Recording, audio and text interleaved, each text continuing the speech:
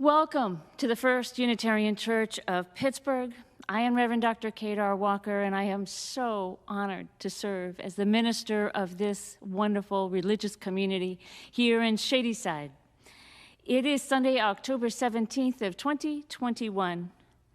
Whoever you are and whyever you chose to be with us this morning, you are welcome.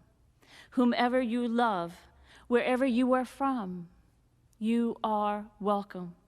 Whatever reason that you chose to click on the YouTube link, we are so glad that you chose to be with us this morning, whether you have been a long-time member or this is your very first visit. You are so welcome here. We are a community dedicated to welcoming the stranger and working for justice wherever the heavy weight of oppression has woven into the fabric of life. I am live here in our sanctuary, and I have an incredible team helping to bring this worship service to you. As our liturgist, we have the wonderful Stephanie Pulaski, and as our tech team, we have Emily Sweeney and Will Snavely. Please, please, if you see them on the street, give them a big wave and a virtual hug. It is so wonderful to have them here. We will have a virtual visit and a testimony from board member Sam Hans-Greco. Delighted to have that. And we also have leading our hymns today is Iulia, I'm going to get this right, Iulia Kornberg. I hope I got that right. But I'm also really, really delighted that we have a new pianist today who's going to be covering while our own Ellen is on family leave.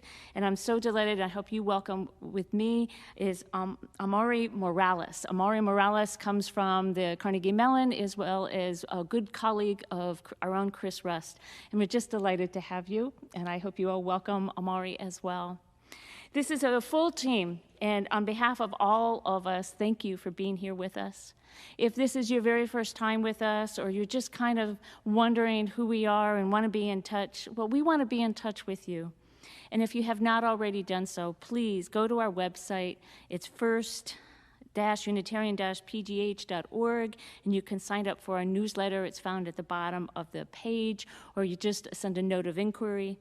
You're also invited to join us for social time right after this service ends around 11:30, and that takes place on Zoom, and you can get a link for this service. It's at just send us an email at First Unitarian Pittsburgh, all one word, firstunitarianpittsburgh@gmail.com, and we'll send you a link to the social hour following the service. I invite you now, take a deep breath, arrive in body and spirit, and picture yourself collected and connected and reaching out to all of us who are gathered now in body and spirit in watching and being part of this worship service. We are all here together in body and in spirit in whatever way we can be. Welcome to you all. We turn to our chalice lighting, the symbol of our faith as Unitarian Universalists. This morning we light our chalice as the symbol of all that is we're part of being in an ecosystem, an interdependent web of existence where we are filled constantly with tension and movement and flux about who we are in community, always being adaptive and creative and reaching out to one another, responsible for each other and ourselves at the same time. This calls for an incredible breadth and depth of a view of the world, but it is who we are as Unitarian Universalists. Bring your voices together as we sing number 6 from our gray hymnal, Just as Long as I Have Breath.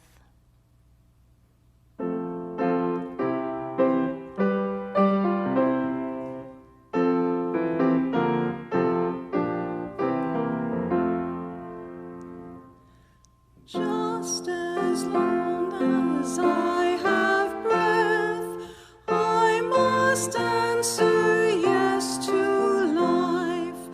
Though with pain I made my way, still with hope I meet each day. If they ask what I did tell them yes, I to life.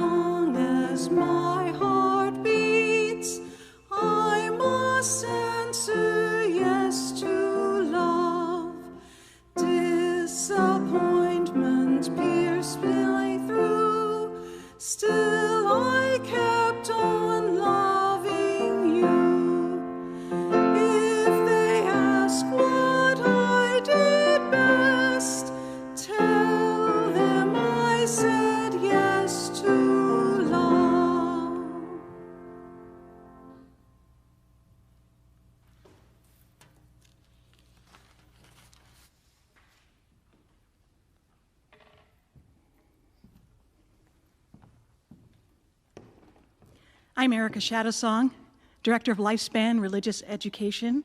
So glad to be here with you today. And today my story is more of a meditation on a beautiful image that comes to us from Hindu and Buddhist traditional mythology. So the god of heaven is Indra, and Indra has this beautiful, vast, infinite net that spreads out across the entire universe, kind of like this. And like this net in the making, there's a jewel, a gorgeous, beautiful jewel at each node, at each point in the net. And because the net itself is infinite, there's an infinite number of jewels as well. If you were to look closely at the jewels, maybe at one jewel in Indra's net, you would find that, like a mirror, it reflects. And it reflects, like two mirrors across from each other, every other jewel in this infinite net. Each jewel is like us. We are all connected in the universe to each other.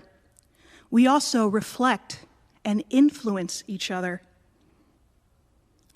And when we do so, we reflect and influence the whole net. But a reflection is just an appearance. A reflection is not the real nature of the thing. So sometimes appearances can be deceiving. Sometimes appearances are illusions. When you have a net, just like a spider's web, you can't influence or do anything to any part of the net without affecting the rest of the net. So if something bad happens somewhere on one side of the net, it will affect the whole rest of the net. When we are kind to each other and compassionate, when we love each other and we are doing good things to each other, that also affects every part of the net. The children and I are going to create Indra's net on Sunday mornings until we're done, and we'll hang it somewhere in the church to remind us that each of us is a jewel, each of us reflects a piece of the whole infinite universe, and each of us is connected infinitely to each other.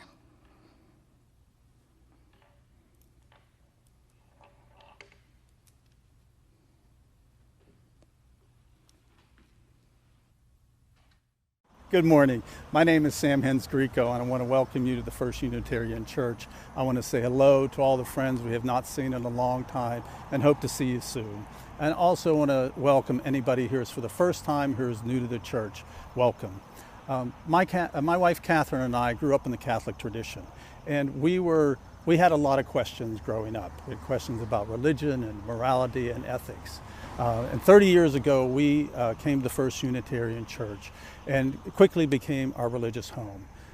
It was a place where we found inspiration from our religious leaders and their words and then their actions, and they spurred us to be more involved in social justice issues and causes. It also became a home for a religious home for our children. They also, as they grew, they attending the religious services here, they also became involved in the larger community of Unitarians, which at that point in time was the Ohio Meadville District. We also started attending Summer Institute, and that was a huge benefit for our children's growth and for their religious foundation. And over the years, we have stepped away from the church at times, but we always found that this is really our religious home. This is where we have the friends that we've met are in an authentic search in their religious journey and in support of each other. And we hope that you will consider attending. For folks who are here for the first time or new to the church, I want to have a special welcome to you, because I remember the first time we attended this church. Paul Beatty was the minister, and he had the Walt Harper Jazz Band participate in one Sunday every month, one Sunday every year. And that was the Sunday that we attended this church. It was, you couldn't find any space in the church. The jazz band was all across the sanctuary, and in fact, the bass player even was playing the backbeat during the sermon. Of course, the next Sunday was a lot calmer, a little more sedate. But what I do clearly remember, that was we were looking for a religious home. We were on a journey for our religious identity and where we felt most comfortable. And if that's what you're doing and that's what you're searching for, welcome. I hope you come back. I hope you are able to hear Reverend Kate and other religious leaders of our church. And if you have questions at any time, please, we'll be more than happy to talk to you about our experiences here at the church. Thank you, welcome everybody, and hope you have a wonderful day.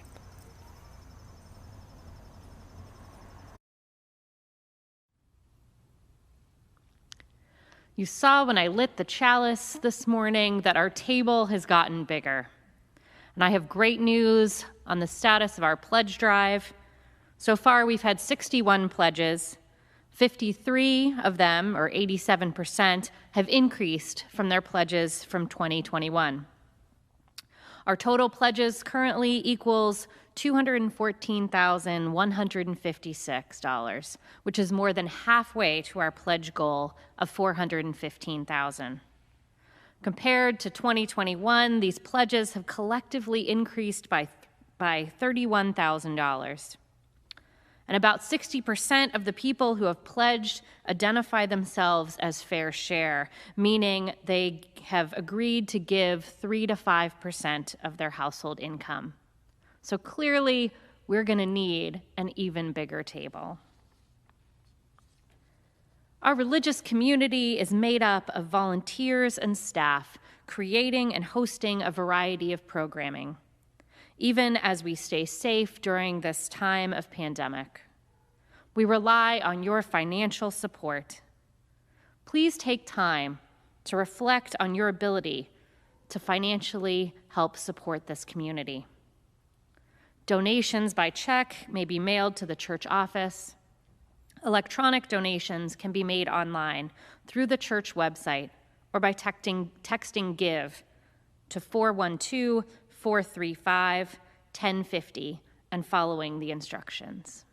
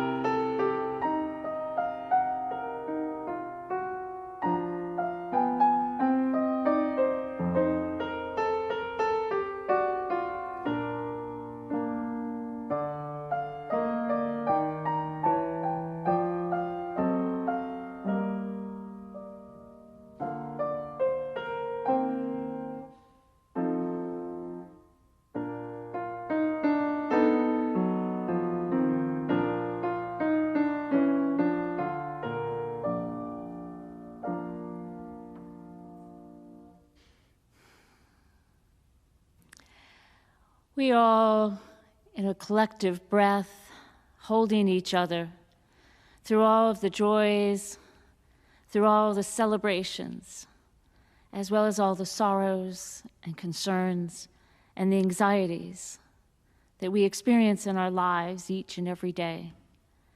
And even though we may not see each other on a regular basis during this pandemic, we know in our hearts that this community is the center part of our soul, of our religious spirit, of our community. And for many of us, it is our family. So with a collective breath, I invite all of us, as we hold one another, knowing that our prayers are being sent to those who are experiencing silent joys and sorrows on each and every day. Please join me now in a moment of silent prayer and meditation.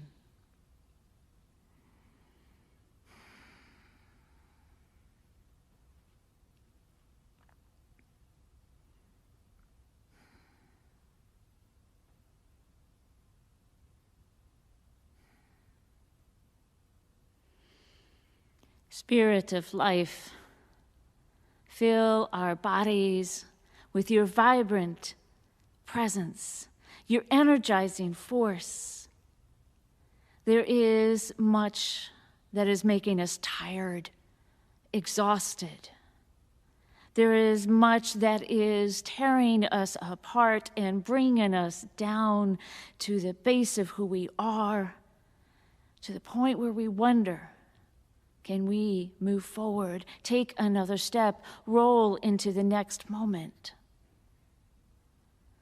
Spirit of love, fill our hearts to the deepest part of compassion as this world continues to challenge us. With each moment that we read a newspaper, listen to the news, our hearts break once again. With warfare and devastating weather and climate crisis, with conflict that has erupted into painful moments with neighbors and family and communities, where their painful conflict has left bodies on the street and families bereft. Spirit of justice, guide us so that we do not run and escape, so that we do not freeze in the moment, but guide us into understanding how we can help with our words and our deeds. Help guide us and remind us of our power to help heal this world. Spirit of life, of love, of justice, of healing, be with us now. Be with us now, filling our bodies and our hearts and our minds with your presence. Blessed be, and amen.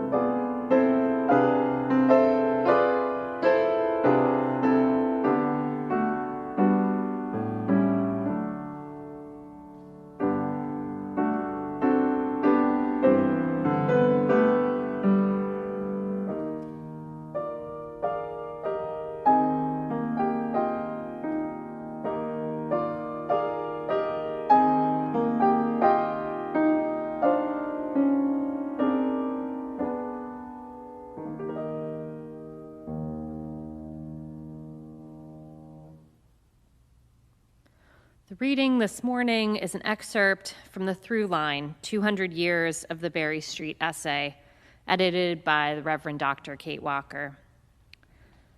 No one person has a singular identity, nor does even a small faith movement.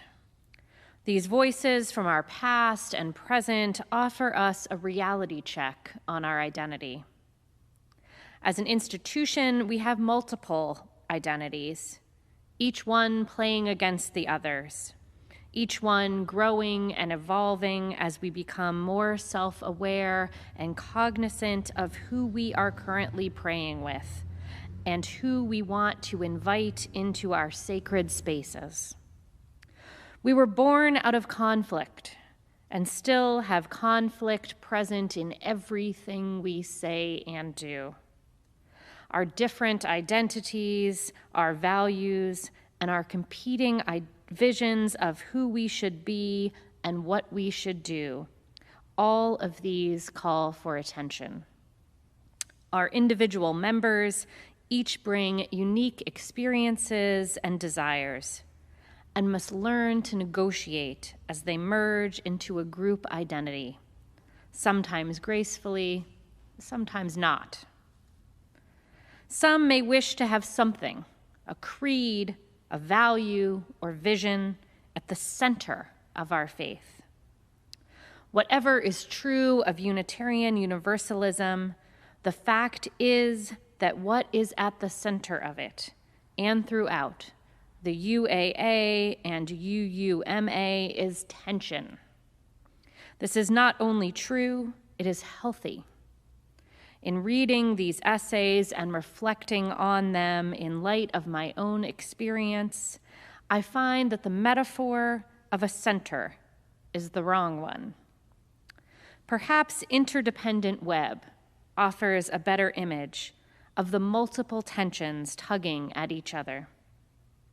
The image of a complex, rich, and fluctuating ecosystem offered in Adam Roberts-Smith's 2017 essay might be the best model for the ever-changing community in which we find ourselves.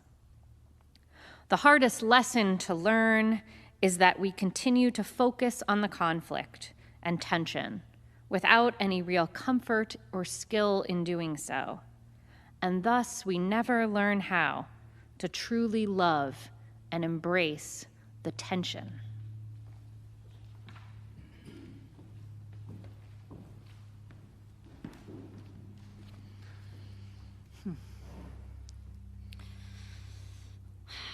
It's kind of weird to hear my own words come back at me. Thank you, Stephanie.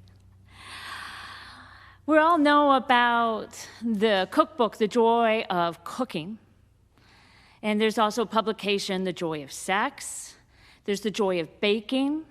I even found a website, The Joy of Bike. For those who don't know me yet, I am a joyful bike rider, always on my bike.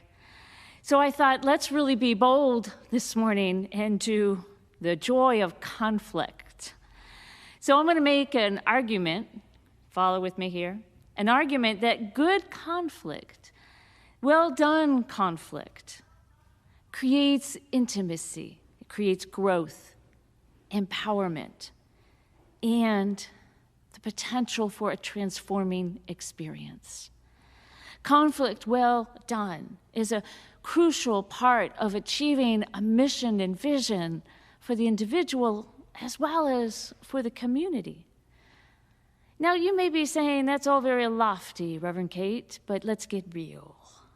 The world right now is full of polarizing conflicts, escalating, yelling, and screaming at school board meetings.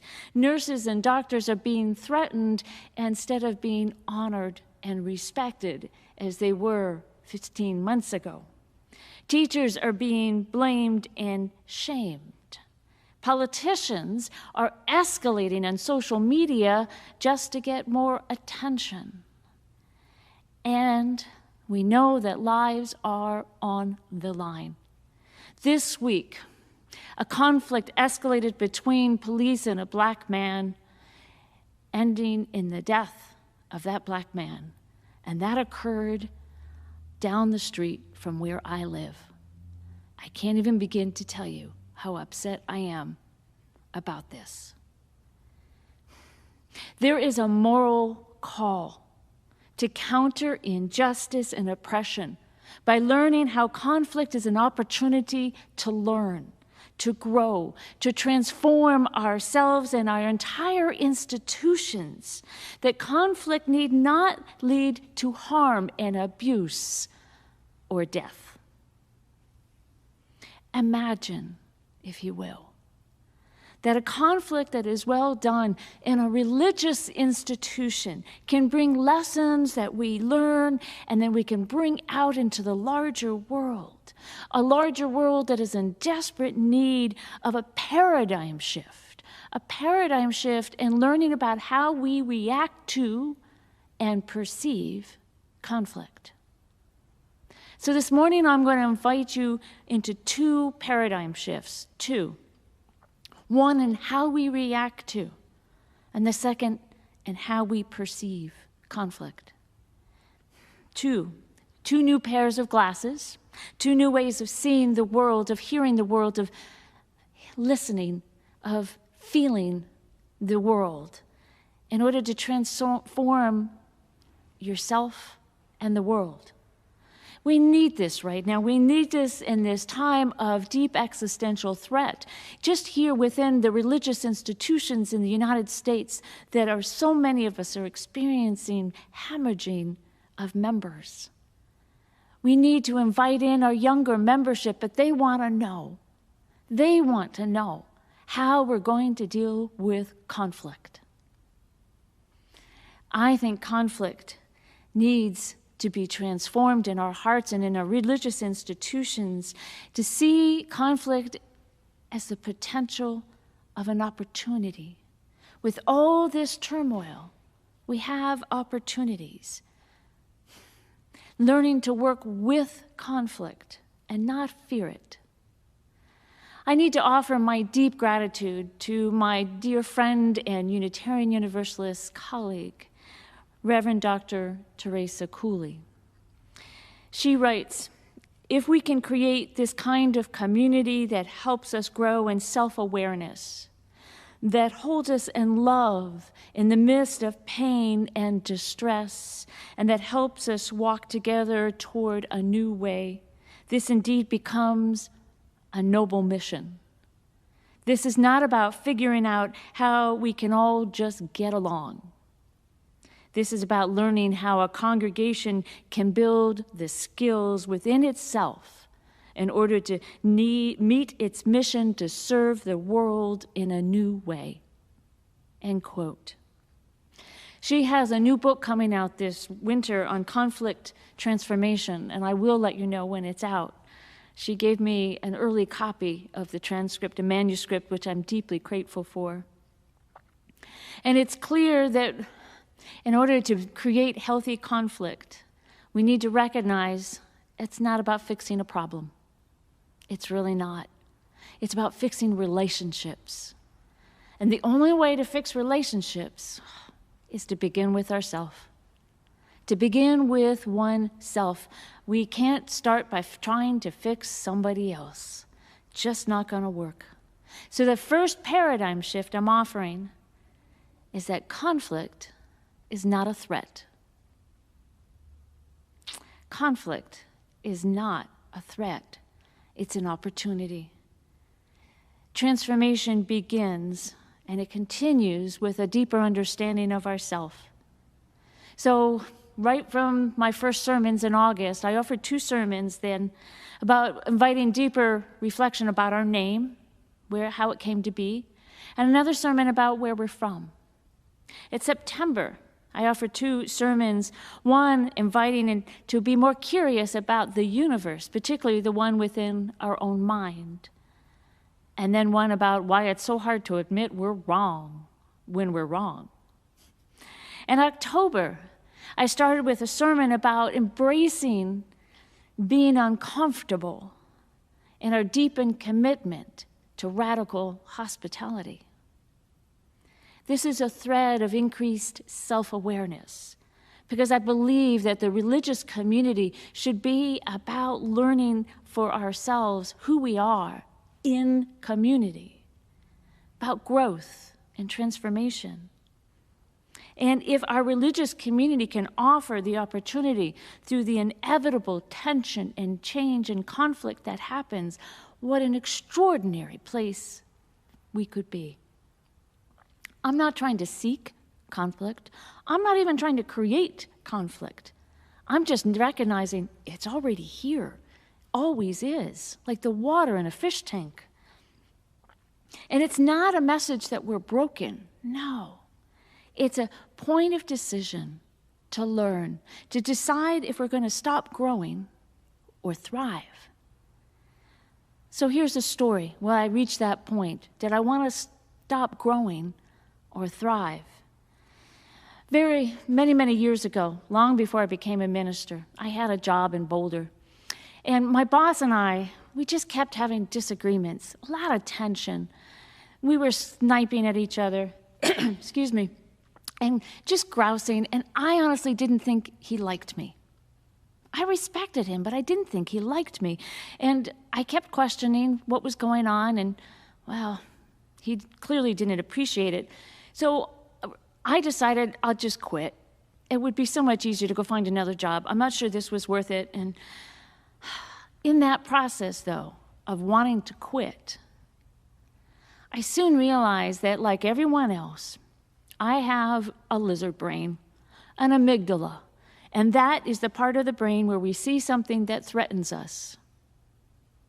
We want to keep ourselves safe. That lizard brain, the amygdala, is important, and that's the part of the brain that goes freeze, run, or fight. And, well, we need this. We need this part of our brain. It's what's kept us safe through eons and eons and eons, but it can be oversensitive. And if we don't give our neocortex time to think, time to give context, to sort things out, we react too quickly. So when I'm under threat, when I am uncomfortable, I run. That's my base reaction. I run. I wanted to quit. Avoidance. I bet there's a lot of you out there. Avoidance. Yeah. Seemed like the easier path, doesn't it? But I walked into my boss's office one day, and I said, maybe we should talk. He readily agreed. He said, yep, I was going to reach out to you too. And we talked. I said to him, I feel like you don't like me. He said to me, I feel like you don't respect me. Oh. And we listened to each other. I said, I do respect you very, very much, but you need to understand I'm a Unitarian Universalist. We challenge everybody. It's just who we are. But it's out of respect that I stay engaged. He sighed and said, okay, I get that. Could you do it less publicly, he said. Fair enough. And I said, do you like me? And he said, very much. That's why I stay engaged with you. If I didn't like you, I would ignore you. We walked away friends, transformed, connected. We stayed friends even after I did leave over 2 years later. We learned to overcome that instinctual avoidance. I did. And for him, it was fighting. That was his instinctual. He wanted to fight with me. But instead, we found a loving way to connect. It was hard, and it was uncomfortable. But leaning into tension, leaning into the conflict, that is the best skill set I have as a minister. And I do it with love and with grace. And with recognizing that when my lizard brain kicks in, to take a deep breath, maybe go for a walk, have a glass of water, if I need to, do some yoga, listen to some good music, get regrounded. Here's a quote that helps put this into frame. This is by John Paul Lederach. He is a professor of international peacemaking at Notre Dame and one of the leaders of transformational conflict. Deep conflicts are stressful and painful. At worst, they are violent and destructive. Yet at the same time, they create some of the most intense spiritual encounters we experience. Conflict opens a path, a holy path, toward revelation and reconciliation. End quote. What a beautiful way of reframing how we react to conflict, how we view and perceive it. But I do need to name something here, and that's about safety. Some conflicts are not about differences. They are about abuse. And knowing the difference is crucial. If it's an abusive situation, we need support, we need safety, we need empowerment, we need security. But if it's truly about conflict, we keep working on our self-awareness of how we react when we're feeling threatened, and that our internal lens, while we're working on our external lens at the same time. And that's the second paradigm shift. My reading that Stephanie offered from my book about the seventh principle, it may sound familiar to you because that was part of what I talked about on May 2nd on my candidating sermon.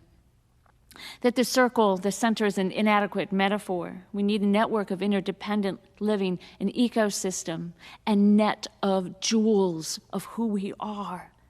And in that net of jewels, we are responsible for the well-being of each other, as well as for our own actions. And in this ecosystem, we have to recognize the power that we have, the power we have to use, particularly when we find ourselves in conflict, when we recognize we're in conflict. The power is always present. It's always there. It's fluctuating. It's often imbalanced. It's often abusive.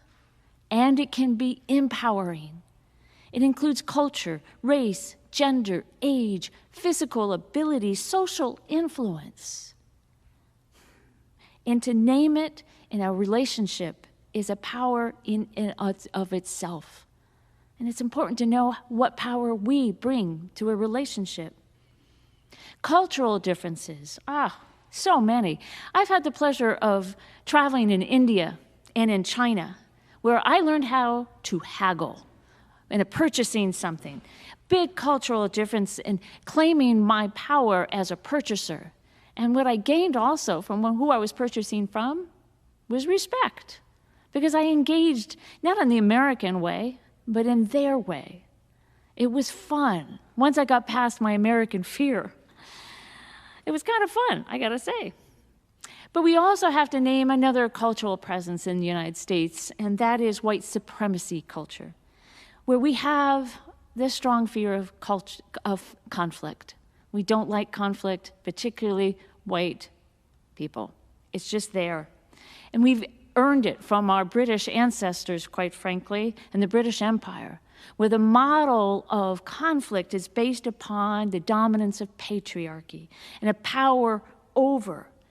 And that's how we engage in conflict, which can be very dangerous. It's about dominance. It invites escalating, disruptive, and abusive behavior and a win-all scenario. It's no wonder we're fearful of conflict. It's terrible generational modeling that we need to recognize and name and dismantle at every chance we get. If we recognize and name that we're living in a different paradigm than a power over one, that we're in an ecosystem of mutuality, we don't always have to feel threatened. Recognize that we can be adaptive, creative, flexible, supportive, dynamic. It's hard when the amygdala kicks in, I know. We've learned how we respond. We've learned to breathe, to soothe our fears. But what if we're seeing it in somebody else? What if we're reaching out to somebody and we see them being frightened? And we know they've gone all lizard brain. Well, the most successful strategy when we encounter someone else and helping them soothe is remind them that they are loved and cared for. That they are loved and cared for. Soothing, giving calm waters to the situation. It's not about reason. It's not about facts. It's not about arguing. They are loved and well cared for. Lately, we've seen a lot of conflict that's coming out of trauma. And we're learning a lot about how we respond to trauma that can be helpful in any conflicted situation.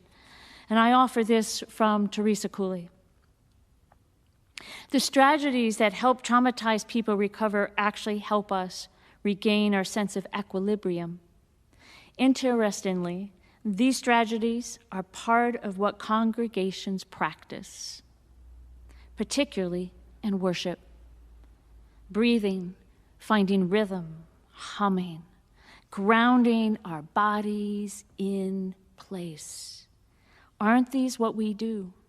It makes me think that our liturgical practices, whether we are conscious of it or not, have developed as a response to trauma to offer ways of healing, even to those who are not aware of their trauma and their harm. End quote. What an extraordinary gift we've given ourselves in the religious community, the practices of healing in our own liturgy. And as we raise our self-awareness, we need to find ways to connect to the other people. And the religious community should be offering the practice of deep listening. Again, it's not about facts. It's never about reasoning with each other. It is about curiosity.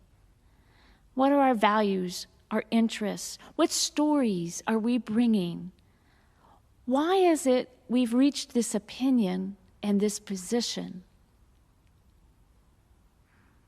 Deep listening is not about capitulating. You're not giving in to the argument. It is about connecting. So here's a story.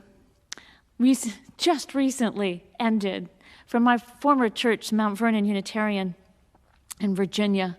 About 4.5, 5 years ago, the staff and I recognized the parking lot really needed to be repaved. People were tripping and there was weeds everywhere. And so I told the staff, please get a quote. And they came back, $60,000. We can do it in a couple months. Down the line, we've got somebody ready to be booked. Brought it to Finance Committee. And then it took an interesting turn. A turn that I didn't expect. Conflict came up.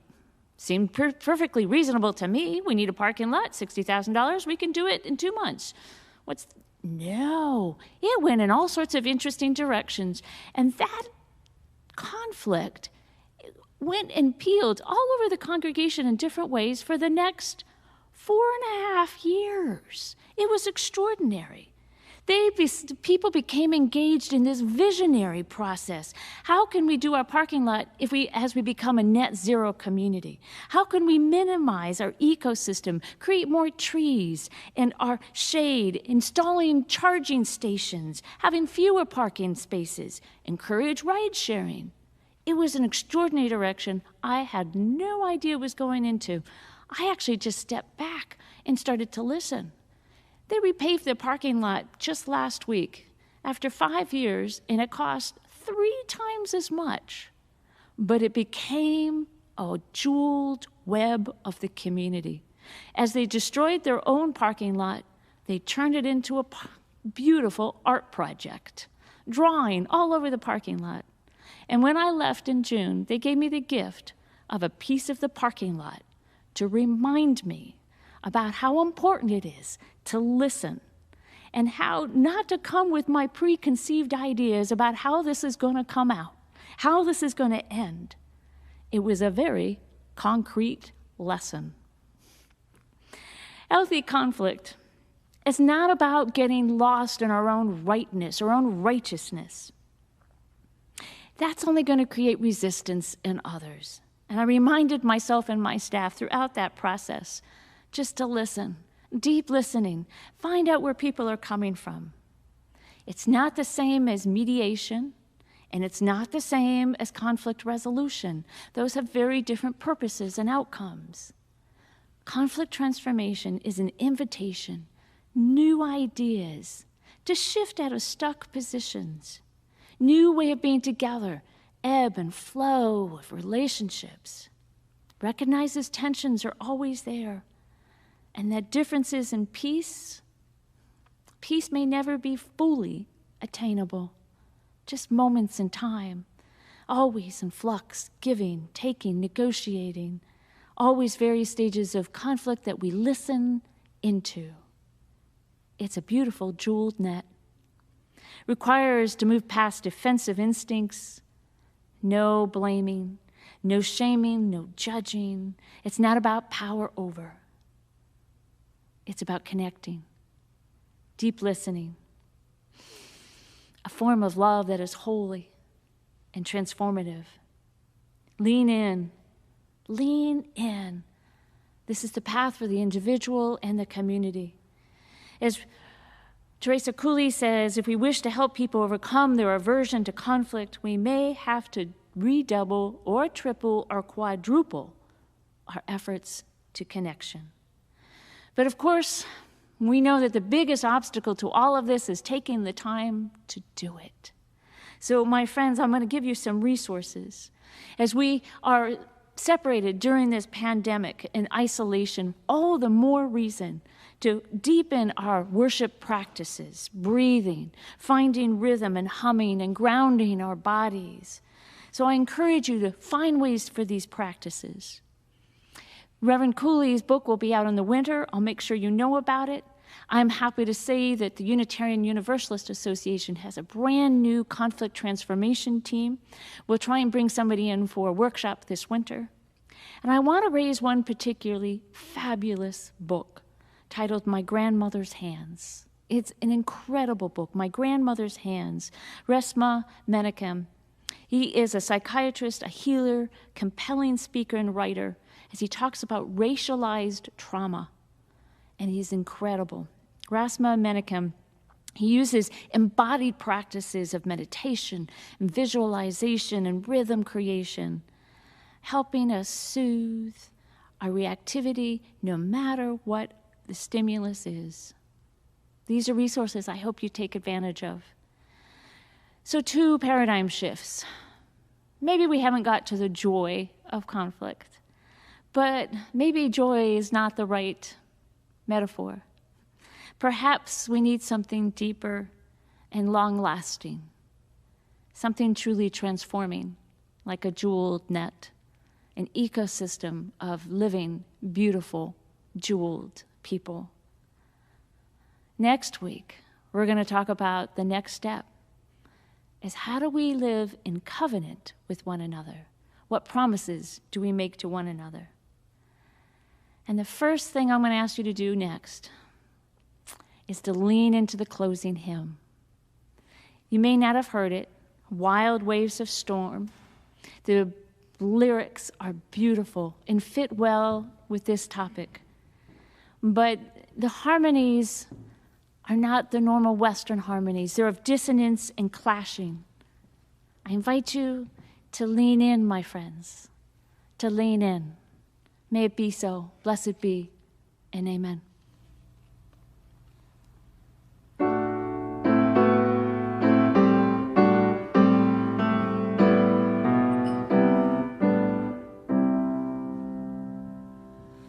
Wild waves of storm, the wonder of the wind and crashing sea, nature in power and might and majesty,